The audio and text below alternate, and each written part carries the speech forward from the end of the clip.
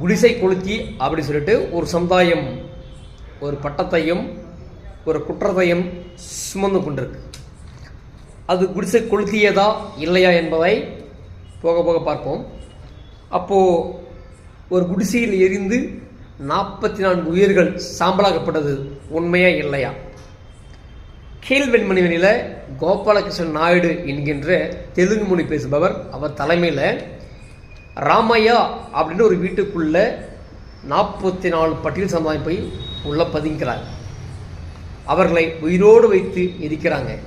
ஒரு தாய் தன்னுடைய குழந்தையை ஒரு செந்து வலையை தூக்கி வெளியே போடும். அந்த குழந்தையை வெட்டி மீண்டும் அதே நெருப்பில் தூக்கி போடுறது கோபாலகிருஷ்ணன் நாயுடு என்கின்ற ஒரு தெலுங்கர்.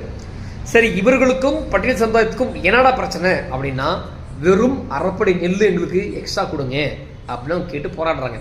அதுக்கு என்ன காரணம்னா, இரவு பகல் பாராமல் நேரம் தெரியாமல் வேலை செய்வாங்க. அன்றைக்கு கம்யூனிஸ்ட் கட்சி உள்ளுக்கு வருது, மார்க்சிஸ்ட் கம்யூனிஸ்ட் கட்சி. இவர்களை வைத்து சமரசம் பேசுகிறாங்க. இங்கே பாருங்கள், உலகம் முழுக்க வேலையை நாட்டில் குறைச்சிருக்கு, வேலையோட அளவை குறைச்சிருக்கு, இவ்வளோ நேரத்தை செஞ்சால் இவ்வளோ நேரத்தில் ஓய்வு ஊதியம் இருக்குது அப்படின்னு சொல்லிட்டு சில விஷயங்கள்லாம் சொல்லிவிட்டு, இனி வரும் காலங்களில் ஒரு நெல் களம் முழுவதுமாக அறுவடை செய்து கொடுத்தால் ஒரு ஆளுக்கு 4 படி இருக்குது என்றால் அதோடு சேர்த்து அரைப்படி சேர்த்து தரணும். இது முதல் கோரிக்கை. 2வது கோரிக்கை, இந்த பட்டியல் சமுதாயம் எங்களை வைத்து மட்டும்தான் நீங்கள் வேலை செய்ய வேண்டும். ஒரு வேலைக்கு அதிகமான ஆட்கள் தேவை என்றால் அப்பொழுதுதான் நீங்கள் வெளியூரிலிருந்து ஆட்கள் கொண்டு வர வேண்டும் என்கின்ற தீர்மானம் போடப்படுகிறது. குருவை சாகுபடி அப்போ இந்த கோபாலகிருஷ்ணன் நாயுடு போய் அவங்களை கூப்பிட்றாங்க. அப்போ அந்த பட்டியல் சமுதாயம் வரதில்லை. ஏன்னா எங்களுக்கு இன்னும் எக்ஸ்ட்ரா வேணும். அப்போ அந்த கோபாலகிருஷ்ணன் நாயுடு சொல்வது என்னன்னா, நீங்கள் ஏற்கனவே ஒப்பந்தம் போட்டிருக்கீங்க, அரைப்படி நெல் எக்ஸ்ட்ரா தரோம், உங்களை தவிர அதை யாரும் கூட்டு வர மாட்டோம் சொல்லிட்டு, அதனால் நீங்கள் வர வேண்டும் சொல்லும் பொழுது இல்லை எங்களுக்கு எக்ஸ்ட்ரா வேணும்னு சொல்லி அவங்க நிற்கிறாங்க. இதனால் பக்ரிசாமி என்கின்ற ஒரு ஆட்களை வைத்து வெளியூரிலிருந்து கோவிந்தராஜ் என்பவருடைய நிலத்துக்கு கிட்டத்தட்ட 18 பேர் நினைக்கிறேன், அவங்களை கூட்டின்னு வந்து அறுவடை செய்கிறாங்க.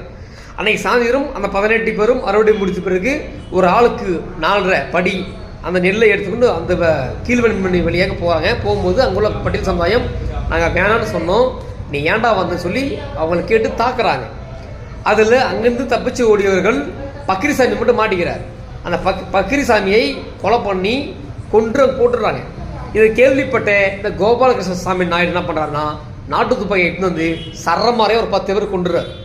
அங்கிருந்த மக்கள் பதறிச்சு ஓடும் பொழுது அந்த ஊர்லேயே மண் சுவர் வைத்து கட்டின ஒரே ஒரு வீடு எதுனா ராமையா வீடு. அந்த ராமையா வீட்டுக்குள்ளே போய் ஒளிஞ்சிக்கிறாங்க. அப்படி ஒளியும் போது பக்ரிசாமி அந்த கோபாலகிருஷ்ண நாயுடு என்ன பண்ணான்னா, வெளியே தாள் போட்டு குடிசை கொளுத்திறார். அந்த குடிசை கொளுத்தும் போது தான் அதில் வேகும் போது கிட்டத்தட்ட ஒரு 6 பேர் வெளியே வர்றாங்க.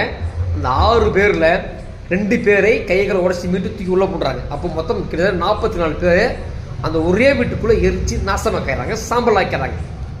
இதற்கு என்ன காரணம்னா, அன்றைக்கு இருந்த அறிஞர் அண்ணா அவர்கள் திராவிட முன்னேற்ற கழக ஆட்சி இந்த விஷயத்தை அங்குள்ள மாவட்ட ஆட்சியர் அவர்கள் ரங்கபாஷ்யம் என்பவர் தகவல் தெரிவிக்கிறார். யாருக்கு? அறிஞர் அண்ணாவுக்கு. இந்த மாதிரி இந்த இடத்துல பிரச்சனை இருக்கு, ஊதியம் பத்தலன்னு சொல்லி போராடுறாங்க, இதுக்கு என்ன தீர்வு காணலாம் அப்படின்னு சொல்லிட்டு அறிஞர் அண்ணா கிட்ட போய் சொல்றாரு.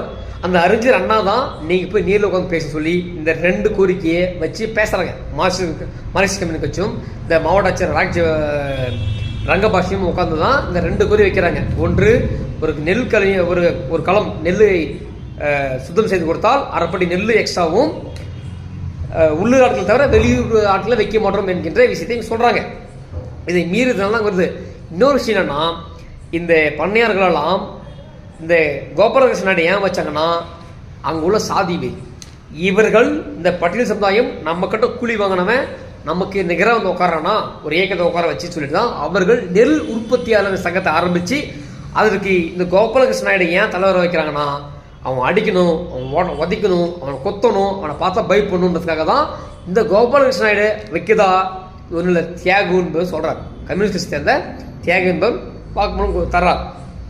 ஏன் சொல்ல வரேன், அன்றைக்கு திராவிட முன்னேற்ற கழகம் ஆட்சியில் இருக்குது, அறிஞர் அண்ணா அவர்கள் ஆட்சி. அந்த கோபாலகிருஷ்ண நாயுடு வெளியே குற்றமே செய்து வெளியே வரார்.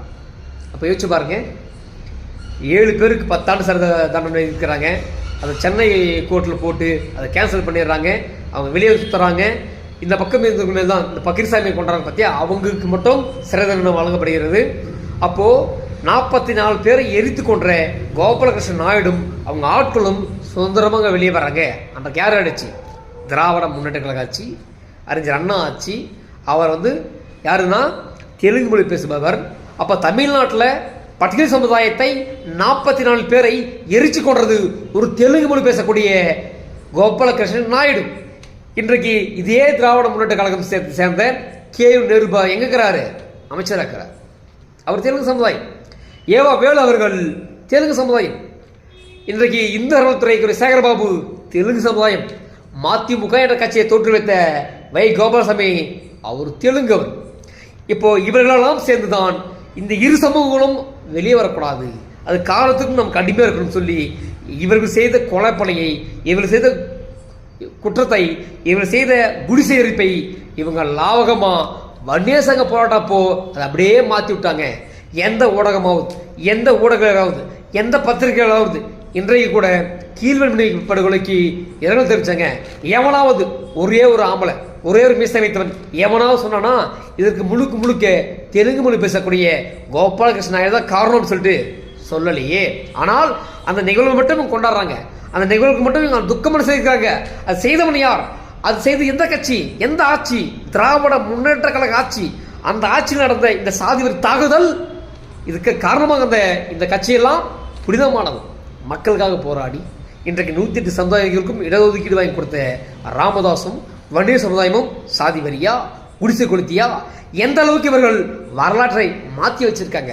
அதான் சொல்கின்றேன், இங்கே பறையர் சமுதாயத்துக்கும் வன்னியர் சமுதாயத்துக்கும் சிறு சிறு பிரச்சனைகள் இருக்கலாம். ஆனால் அதை பெருசாக ஊதி எல்லாத பிரச்சனை உருவாக்கி இன்றைக்கு இரு சமூகமும் ஆளலை, வாழலை.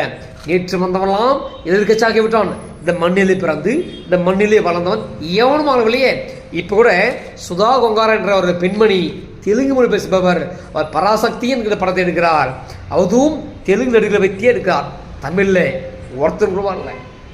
சரி, வன்னியர் சமுதாயத்தில் எவனுமே இல்லை, பறையர் சமுதாயத்தில் ஒருத்தர் கூட வரல. இப்போ புரிகிறதா தெலுங்குடைய ஆதிக்கம்? இந்த தெலுங்கு சமுதாயம், இந்த தெலுங்குடைய மன்னர்கள், தெலுங்கு ஆட்சியாளர்கள் எந்த அளவுக்கு இரு சமுதாயத்தில் உள்ள பிளவை ஏற்படுத்தியிருக்காங்கன்னு